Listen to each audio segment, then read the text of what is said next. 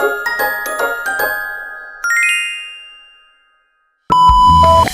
morning! Maghahanap kami ng organic encounter. Yeah! Pero ngayon, kasi wala na silang pangkat. Okay. We're going to the beach right now. And we're going to do ATV as well. So, see you in a few.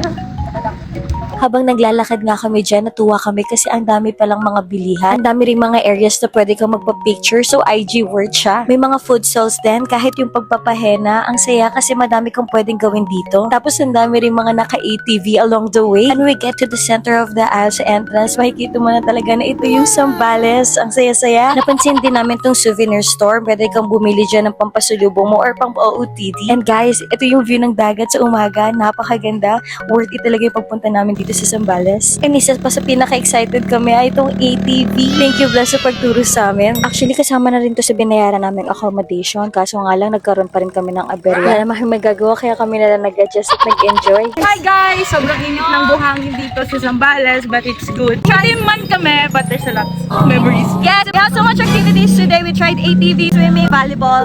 Piuliwa, which is good. 10 over 10 recommendation, but the accommodation is not accommodating. Yeah. You could rent and find a better place kaysa sa napuntahan namin. Honestly, sa accommodation lang din talaga kami nagkaroon ng problema. Simula kasi na nag-check-in kami hanggang makaalis kami, sila pa rin yung naging stress namin. Pero God is good, naging masaya pa rin naman yung stay namin kasi we got each other. Hi guys, we're heading back home. Kamusta?